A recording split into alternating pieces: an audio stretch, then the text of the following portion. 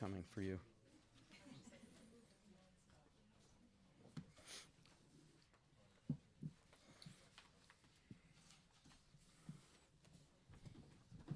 Again, you're too quiet. Talk. We got 30 more seconds. Come on, talk. Talk. Say hello to your neighbor. Talk to your neighbor. There you go.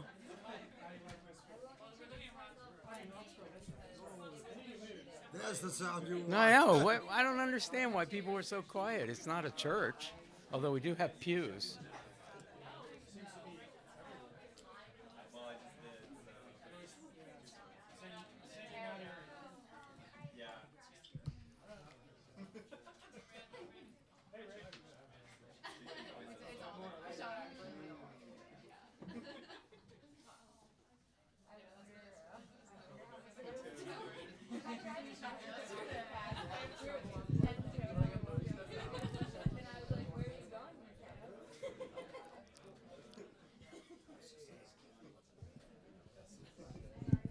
Hi, everybody. Welcome. Hi, Dylan. You can be as friendly as Dylan. Hi, everybody. Hey, welcome back to the Kelly Writers House. It is a great honor. I'm going to be brief in this introduction, I think, but I don't want brevity to indicate anything other than honor and pleasure to be introducing Jerry. This has been Jerry and Diane week at the Kelly Writers House. They arrived here after some time in New York, coming from the West Coast. It's a big trip, and spent some time seeing friends. And Jerry gave a reading in New York, and then they came here. And we've been doing things. We decided instead of jamming together, the usual visit is 3 events one day, an event the next day, and so what we did is we had something on Tuesday. We recorded a poem talk on Armand Schwerner with Pierre, Joris, and Charles Bernstein. And then we did a new ModPo video, which will be also available on YouTube, about Kurt Schwitters. What a pleasure that was to have Jerry and Pierre and Charles. And Jerry and Pierre are very much involved in collecting and translating Kurt Schwitters. So this was a big moment. And then, we went out to dinner and we had a great time. And then the next day, Jerry participated in a weekly webcast for ModPo on Gertrude Stein. And now he's back today for a reading. And yet, look, he's flexing his muscles. I don't mind saying that a number of us attended a birthday party last December in which we celebrated and congratulated Jerome Rothenberg, one of the great poets of our time, on his 90th birthday. Now there shouldn't be silence after I say that. Come on. When you're 90 and someone announces to a crowd of friends that you're 90, you're going to expect some applause. So let's try that again.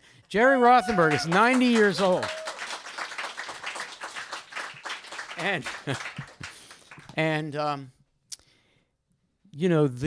one of the 2 or 3 kind of constitutionally generous people of his generation of poets. I mean, he has created his own work of poetry, and just as influentially, a series of anthologies which are inclusive and expansive, and which are meant to amplify the voices and the writing of people worldwide. The reach of Jerry's interests are huge, and really something to celebrate. I believe, and many people agree, that in the late 50s and early 60s, Jerry Rothenberg was one of a group of people who sought to, let's say, re-radicalize modernism of Europe, in particular of Europe and North America and elsewhere, to re-radicalize a modernism that had been de-radicalized in the 50s and had essentially been wiped out, the most radical fringe elements of it wiped out, and many killed, and certainly imprisoned during World War II. And he sought to bring those strands together and unite them with ancient and traditional modes of poetry. And the combination of those two, the revivification and the re-radicalization of modernism of the 20th century, and uniting that with old, ancient impulses of poets, which were typically, of course, oral impulses and oral traditions. Putting those together has created a body of work and a body of anthologies and really a wide influence among poets today, some of whom are in this room, that is worth honoring and thinking about and celebrating. So we need to pause, because I have a little more introduction. We need to pause and again put our hands together for that influence and that generosity.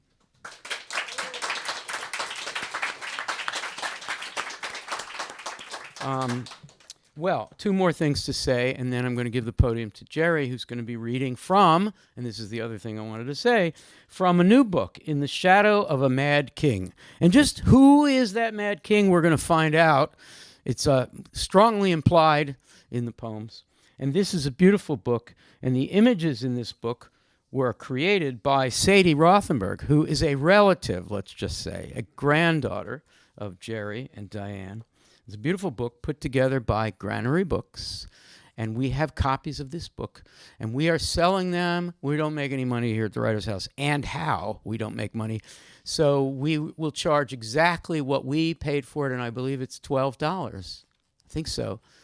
That's a really good price. So you can have this book, and Jerry will inscribe your copy, I believe. Anyone who buys a copy can get one inscribed by Jerry. So I hope you will go back there. And whether you buy a book or not, or steal one, because it's easy at the Writer's House to do that, I tell you. Like, say, oh, look over there. Okay. We also have a letterpress broadside. It's actually a little too small to be called a broadside, a card. It's really beautiful. Printed at the Robinson Press of the Kelly Writers House, at the Common Press of the University of Pennsylvania. And there's a quote on here from Jerry that I find, and a lot of people agree, very, very important.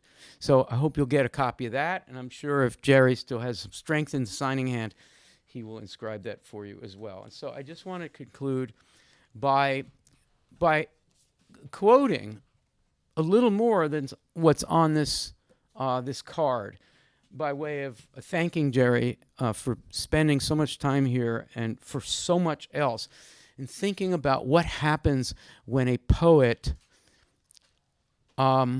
says their poem. When a poet oralizes a word? Oralizes the poem. When the poet takes even a poem that's been written and printed, but then puts it into the mouth and sound of a poet. And of course, more than that, what happens when a poet somewhat extemporizes or creates something spontaneous and makes sound. And this is just the most beautiful idea. I'm spellbound by it. And so I want to leave you with that and ask you, when I'm done reading this quote, part of which is on the broadside, that you again put your hands together for Jerry for spending this time with us. It is a big deal when you are a young person like a nonagenarian to make the trip here, and we don't take that for granted at all. In this passage, which was written a long time ago, Jerry refers to the poet generically as using the male pronoun, and means all poets in the way of writing in those days. So I'm not going to replace it with they. I'm just going to use the he from the old days. And I believe that Jerry is not only talking about the poet and poets in general, but himself, and that's what's, for me, so moving. Somehow it is enough that he has risked himself to do as much as he can do, to stand there as a witness to his words. He who alone can sound them. That kind of witnessing is not without its precedents, as in the sounding of the written law within the ancient Jewish temple, where the reader, sounder, was the witness to the meaning of a text devoid of vowels. It is one arrangement, there are others, that maintains the oral basis of a poetry, its openness, once we have entered on an age of writing. In the poetry of our own time, with its use of an approximate and highly individualized notation, the measure of a poem and much of its meaning is likewise only clear when it is being sounded. in this case, sounded by its maker. And here's this part that kills me. The poet, when he sounds his poem, is witness to the way it goes, the way it came to happen in the first place. He is, in fact, the witness to a prior vision, to an image of the world expressed through word and sound. And so the failure to communicate is a failure to communicate the poet's credibility, his own relation to those words and that vision. Jerome Rothenberg.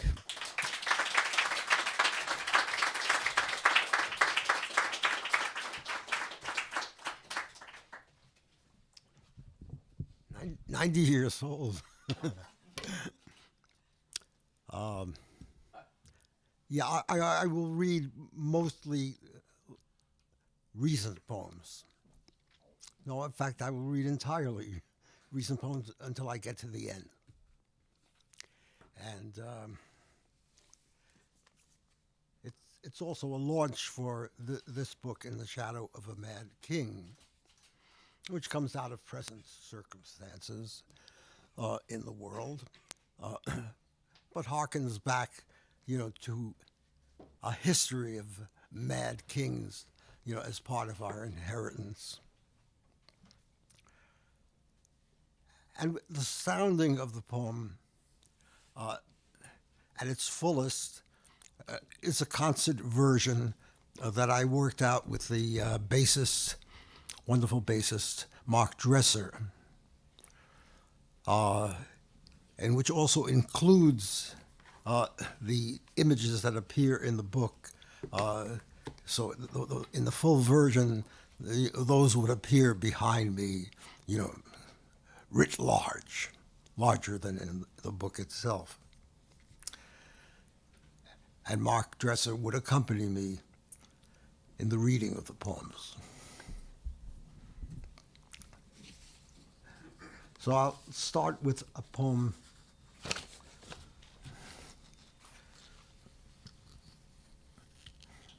written about a week ago. To Dream Infinity. And it comes from a projected Book of Circles. To dream infinity and know the time draws nigh, never more near than now. The far look of an ancient God, his hands ready to bring us down. There is no end to it. The universe escapes us and another universe takes shape. Open and shut, absent a God whose malice holds us ever too close. Still to be free and clear, the deeper image out of our beck and call. Seeing the others fallen, entering the pitch and blackness, fragments of my endless, mindless world. The beauty of the never-ending freezes us more spectral than a dream. How many circles make up a universe if only the eye allows it? Nothing the mind can know or tell. Coda.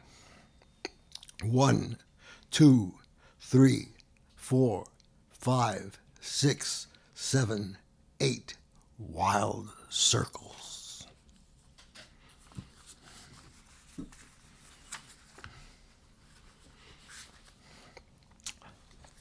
A small book from a couple of years ago called A Book of Infernos, published by Lunar Chandelier Collective in the Hudson Valley.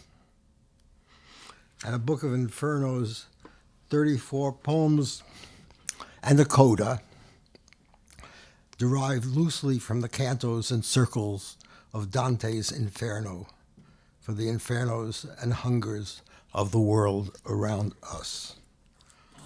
A Book of Infernos. Inferno 1.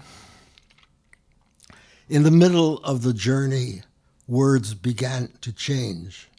My hand tore loose from yours, trying to turn the wheel, but growing numb. Inferno 2.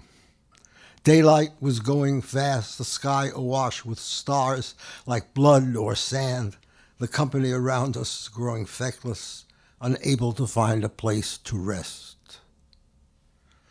Inferno 3. God is pain and leaves us a broken door to crawl through that the wind snaps shut, trapping the mind inside, unable to find a place to rest. Inferno 4, limbo. Thunder overhead breaks hard. The more it sounds, the more they run from it. Poor prisoners inside a house of plundered dreams. Inferno 5, a light that drives them blind. They stray abandoned, thinking of the chances lost of bodies raw and flailing in a muddy wind.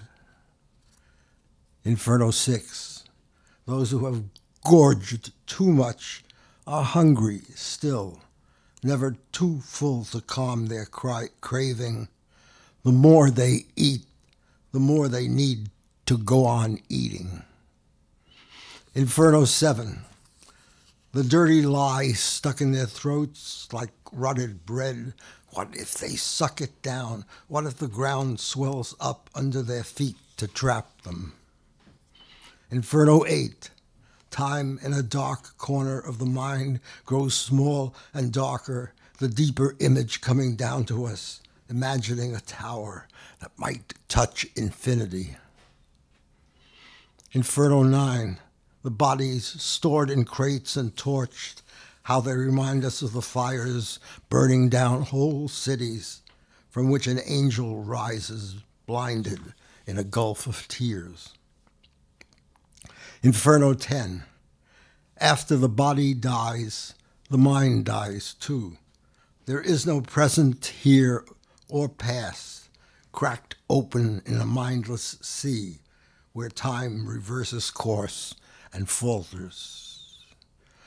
Inferno 11, the air grows heavy, smutty, filled with black stains. The plan of hell comes true, more in the smell of the waters rising up, the little figures swelling, swept away. Inferno 12, the shattered rocks sow anger in the mouths of those whose houses have been torn from them, reaching out and driven back where cruelty is met by outrage. Inferno 13, a forest without trees is still a forest. Silent voices and a wind embattled and despairing takes the measure of our days. The dead are lonely riders, half awake, transfigured by a rage to go on living. Inferno 14, the burning sand in Dante's dream calls up the names of God. Cat, fat face, arm of dawn, the mouth, the tongue, the swallower of millions. Inferno 15, love comes at a price for some, for others the rewards take place in daylight, the dark edge of the abyss, as close as it will ever be. Inferno 16, before hell's mouth, in dreams, the world becomes a pit to burning, turning from a crowd and knowing that the time to run grows short. Inferno 17, wind swollen, priests and preachers sharing the broken world between them, and the clown child rising to the heights, his love of gold, a foretaste of the times to come.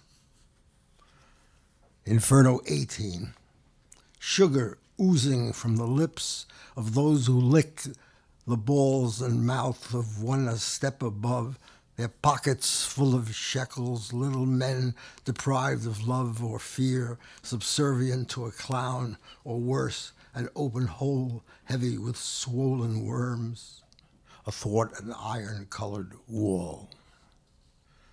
Inferno 19, A god of gold and silver satisfies them best the cruelty the godly foist on us.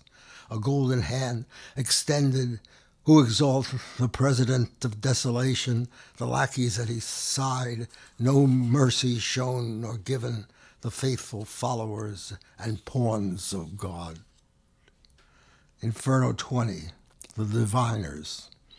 A rush into the future leaves them sightless, where the moon and sun have vanished, and everything returns to what the mind once feared. The time ahead eludes them in the looming dark. Inferno 21, a struggle between thieves for prominence threatens to tear the house down.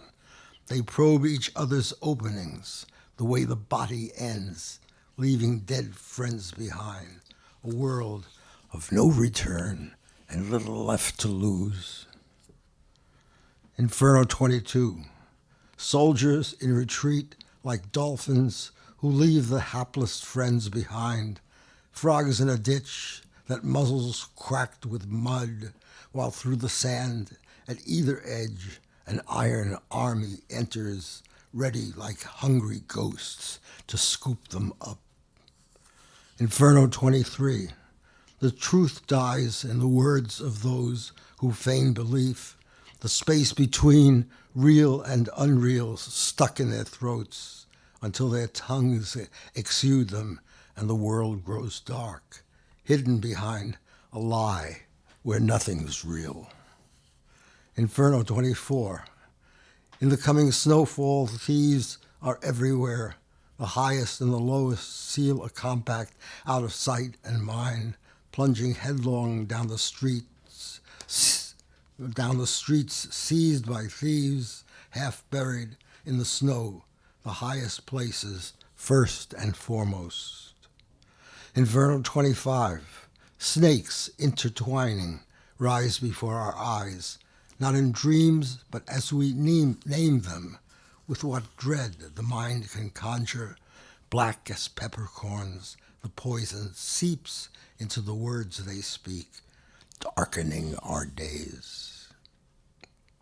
Inferno 26, those who are little men dance in a ring like children, standing on a bridge, a ditch below them. No one is safe from harm, and no one still speaks the truth out loud.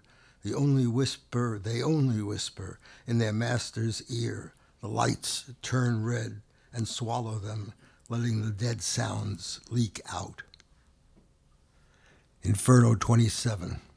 The man who takes a shot at others buries himself.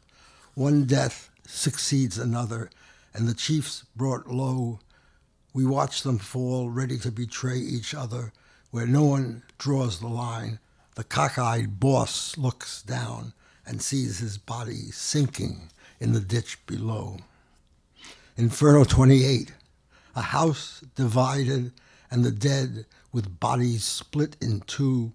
In a dream we see their entrails hanging, spewing slime from tongue to rectum, dark winds rising where the shit runs free.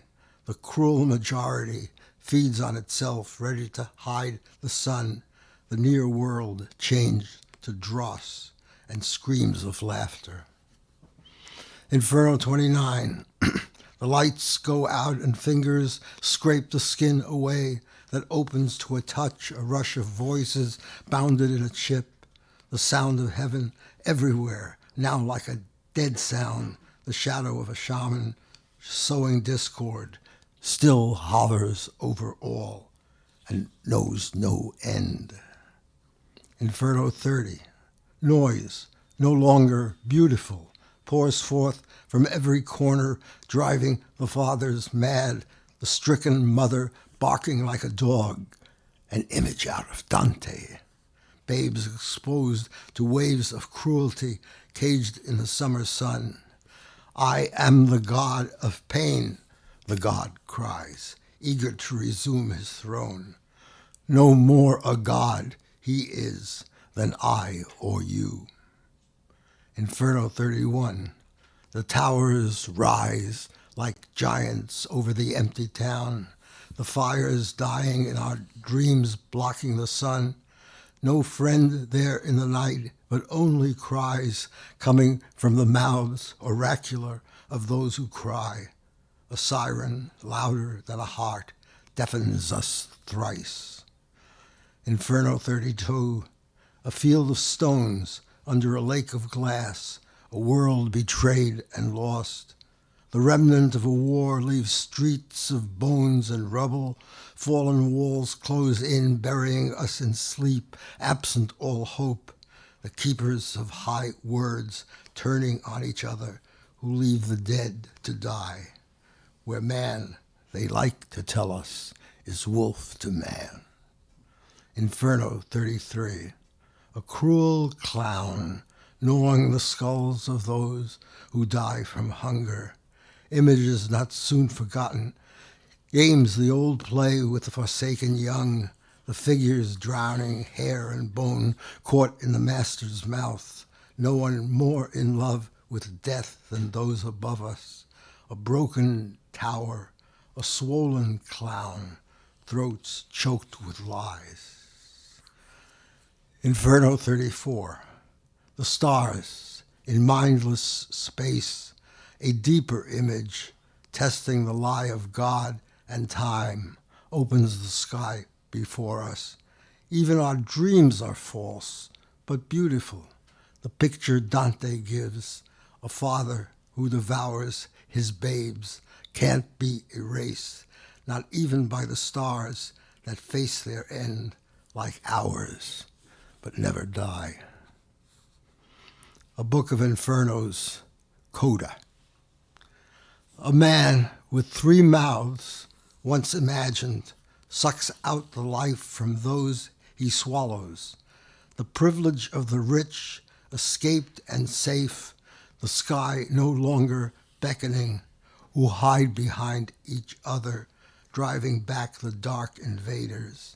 They are the final guides for this inferno, guarding what they plunder under a black sun that will lead us to another world, a gilded hell, the hungry earth, absent a dream, unable to call us home.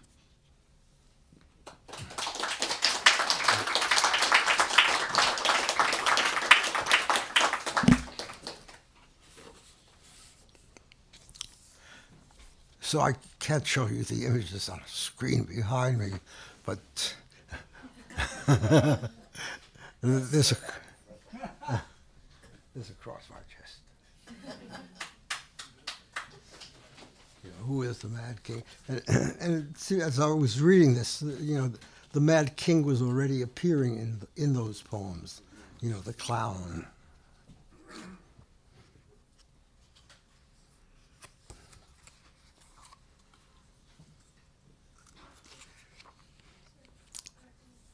In the shadow of a mad king, it starts with a fanfare. After Shelley, so from Shelley. Last came anarchy, he rode on a white horse splashed with blood. He was pale even to the lips, like death in the apocalypse. And he wore a kingly crown, and in his grasp a scepter shone. On his brow, this mark I saw, I am God and King and Law.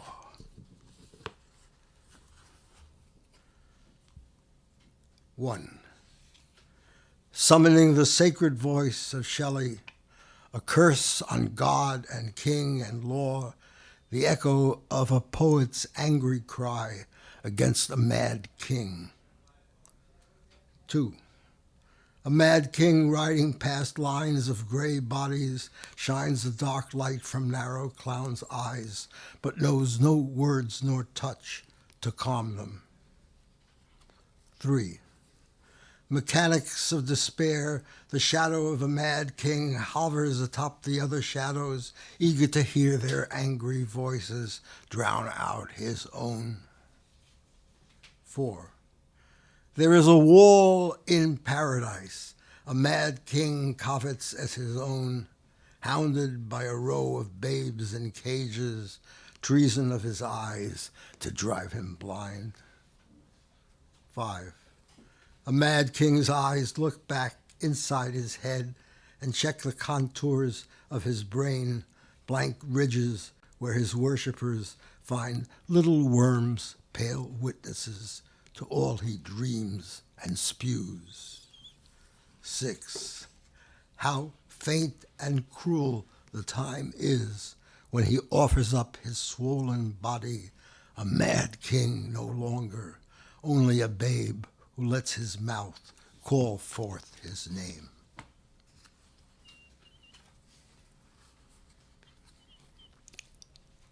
Lies. How beautiful a lie is when the truth won't rhyme, letting a mad king's voice come back to him, sounding his own name twice. A mad king sees a mad king. Everywhere he looks, the time to end the time draws closer while the lie lives on. Out of his mind and ours, the mad king rages, casting all hope aside, the phantoms of the past reborn as lies. Nothing to focus on but what his skewed mind shows a mad king, veneration of a dying world, empty of any sound but howls and lies. The beauty of the lies he tells delights a mad king. In and out his tiny hands fly, down his swollen mouth and troll the lie that chokes him.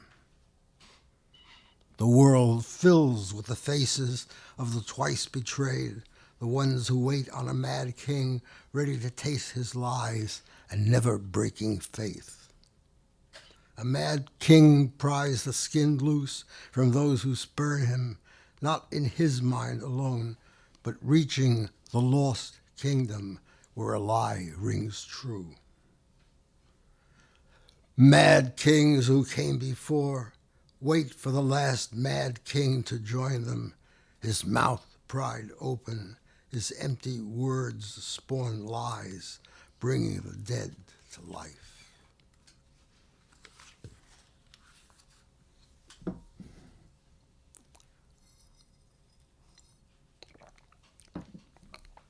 Faces. A family of thieves and freaky princes, how they surround the mad king, keeping the faces of the dying out of sight. No room for shame. The mad king stares at his own face. The dead like hornets fly around and won't be still. Shadows crowd his mind and leave a mad king pining for a vanished throng, faces he no longer sees, only in dreams. When all is lost, a mad king cannot find himself, looking for a way to track his face, the outline of his shadow disappearing. A circle of believers holds out hands to touch a mad king, never a touch enough to show his face. A mad king hides the deaths of millions, the fragments of a mirror that multiplies his face 1,000,000 times, sending his faces hurtling into mindless space. The lonely dead. The way a mad king dies baffles the minds of those who track him, too much engorged to care, his freaky story left unspoken. Taunted by death, a mad king is a gone king now, bows to the throng that loves him, whose old voice can only cackle where it used to roar. The way the past breaks into the lonely present opens a mad king's tongue and throat. A weak hand raised salutes the dying crowds below. To enumerate the dead. Even a mad king must look back with numbers that won't add up, no matter how hard he counts them. Shaking his fragile body, does a mad king sound his name, or does he die, eager for the lonely dead to raise him? The voices of the lonely dead rise past the dead king, mad king's ken, ready to bury him in style. The forfeiture of sleep hails him from night to night. Like death in the apocalypse, a mad king dreams of flying, his white horse splashed with blood, the swallower of millions. Coda. 1. When a mad king fell, a mad king's ghost arises. Step after step, his worshippers rush to embrace him, the fateful answer to a grifter's dream. 2. Is a mad king a deliverer, the long-awaited, fantasizing with a rush of wings, the ghastly one soars among the chosen? 3. A mad king commands a company of mad kings, advancing toward a fabled future where a mad king lays out a kingdom of the mad. 4. Is a mad king mad, or do the drops under his lips reflect the kiss a god gives after a mad king's tongue runs dry? 5. He is a mad king, as am I or you when left to our own devices. Nothing sacred, but now turned to bones and dirt. 6. In the times to come, a mad king waits in dreams. The ones who hold him dear remember gaily, and the angels sing.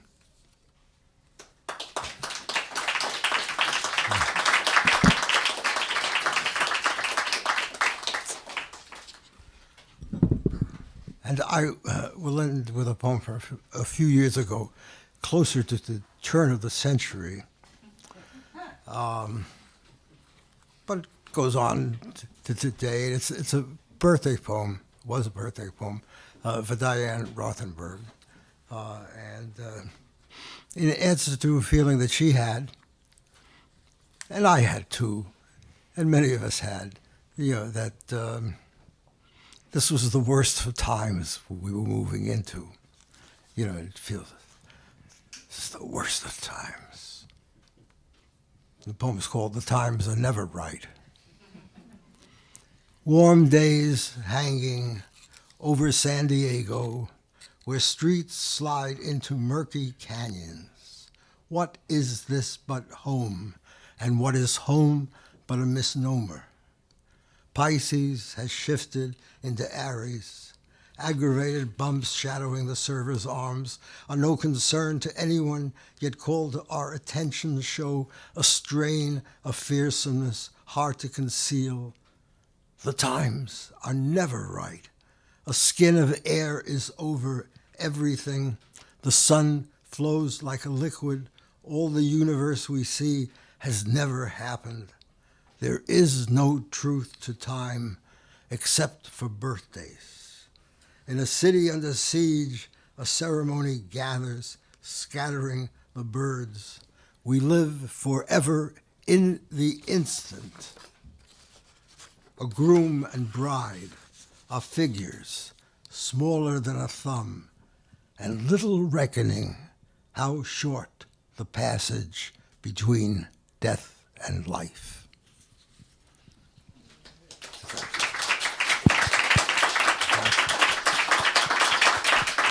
Jerry Rothenberg, everybody. Thank you. Thank you. We have a really fabulous, yummy reception, but we also have a few minutes now. And I would like to share this portable mic with anyone who has a comment, question, or simply a greeting from Jerry's fans of Philadelphia. or belated birthday wishes, or anything. I threw those last things out because it's always hard to get the first comment or question. So if you just want to stand up and say hello, that would be good. So who would like to start with a question, comment, or greeting? Yeah.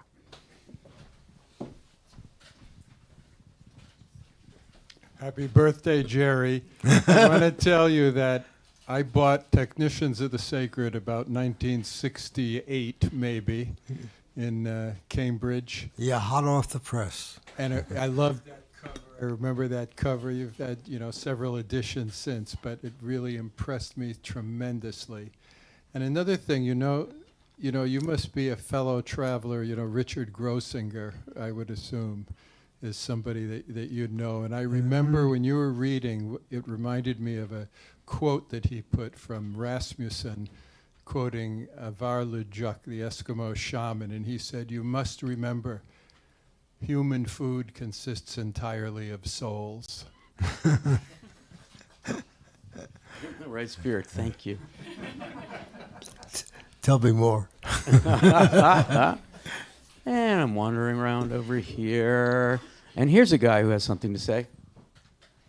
Ah, okay. First time I saw Jerry was at UC Berkeley in, I think, 1969. It was shortly after Kent and Jackson State, and the university was completely on strike. But the students really wanted to hear Jerry. And so this created a conundrum, and they worked out a deal with the administration where Jerry would give a reading, but he would not read in English. So we got to hear Frank Mitchell's horse songs for an entire evening, and it was totally delightful then. And I realized that what Robert Kelly had been telling me, which was that I had to know Jerry, was absolutely right. So for that reading, I would like to say thank you. Wow. Wow. For those words, Ron, I would like to say thank you also. The negotiation with students on strike ended up in allowing the reading as long as he didn't read in English. Of Oh, course, those are the days. my version of Frank Mitchell's horse songs is a total translation into English, but it sounds like something else. It sounds a lot like Devaney. Like Wow. Davening. Okay. That's great. Gee, I'm glad I gave you the mic. We have time for some more. I know Tom Devaney has something to say because he's so absolutely delighted to be here. Am I wrong about that, Tom?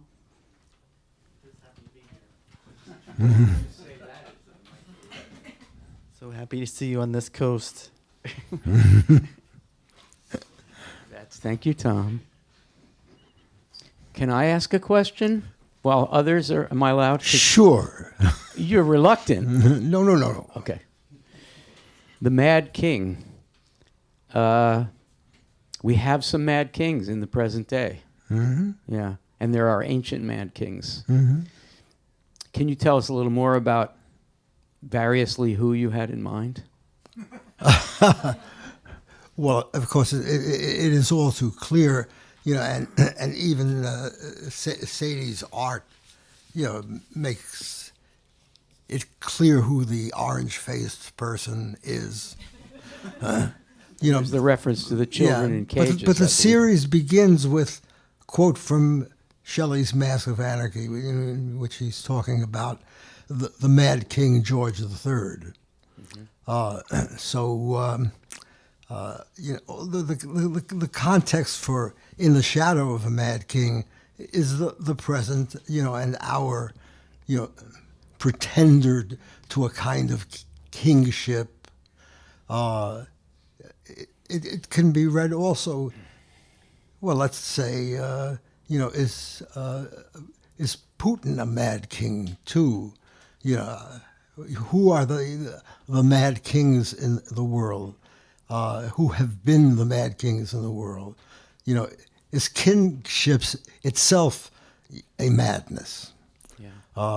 And of course, we have a new, I guess basically powerless king coming to England and taking up our television.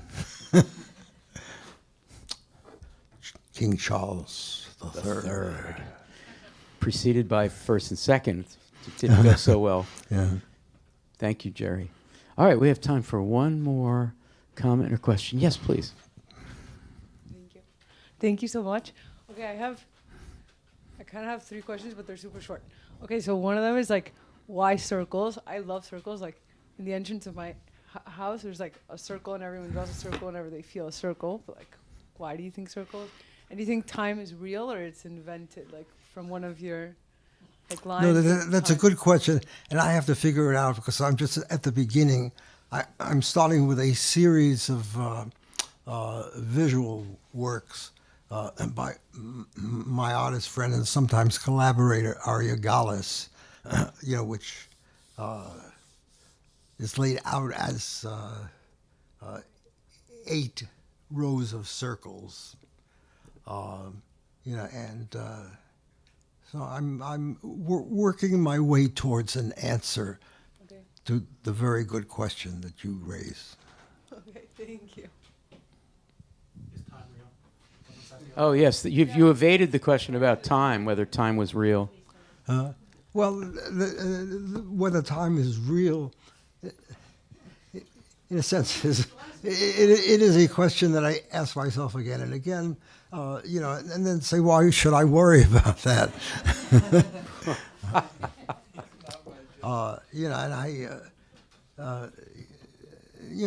An idea that stays with me is that, and this is my form of solipsism, that time ends when I do. Time ends when you do. That's the end of the end of. We have no guarantee that it goes on, and where does it then concern us? I'm awed, and in some ways awed, in some ways depressed by the enormity, of the universe. Immeasurable, unthinkable, so the figure of the little god, appears in many of the poems. What is the little god in relation, to a universe of 1 trillion stars, billions of galaxies? Where are we there? And these are just questions that that stay with me. Thank you for those questions. Those were humdingers. Okay, well, we have a reception awaiting us. I thought it might be good and appropriate to conclude with one final question, giving you a chance to talk about some other people. You were aided and supported and helped when you were just getting started by some elder poets who were very generous with their time. Mm-hmm.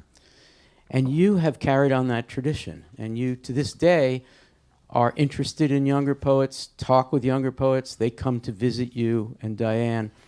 Would you be willing to tell us about a couple of poets that you think we should be looking out for? Maybe some poets that we don't know.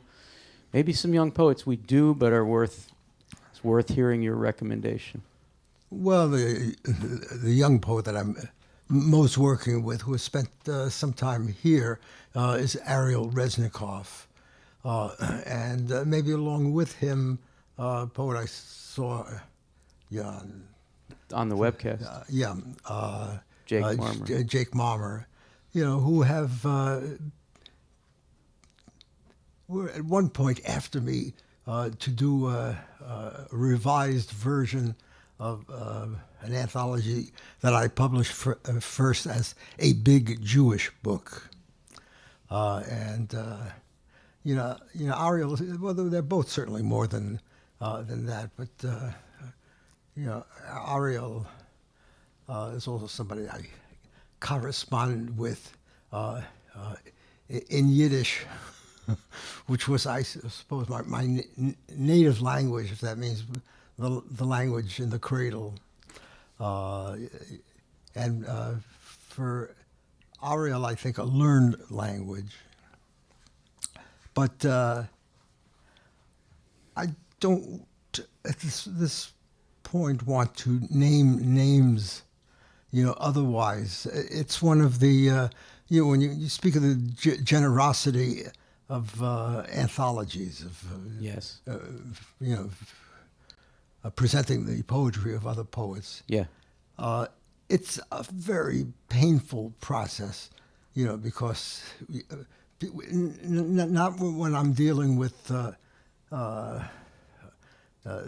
pre-Columbian. Right. They're not going to get poets. mad at you for being Well, excluded. it's not even a question of getting mad.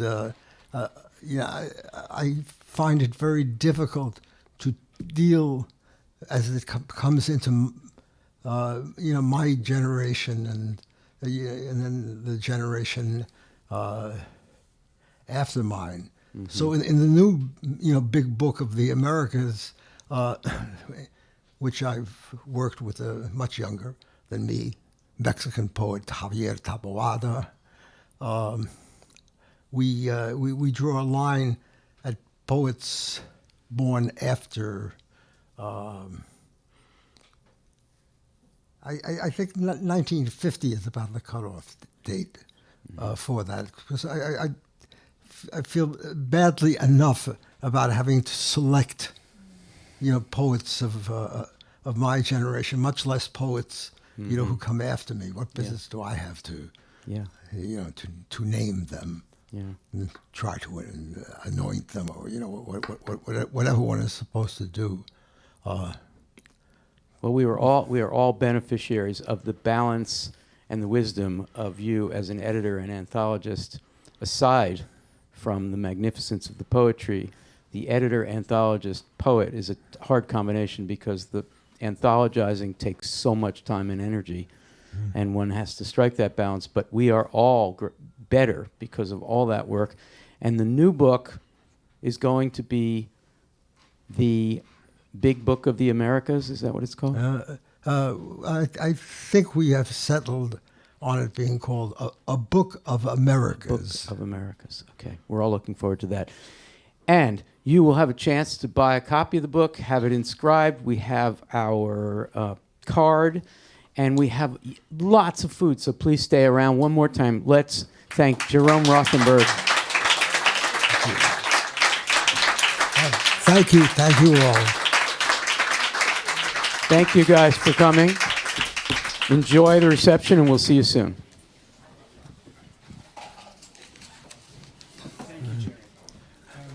On the topic of the Book of the Americas.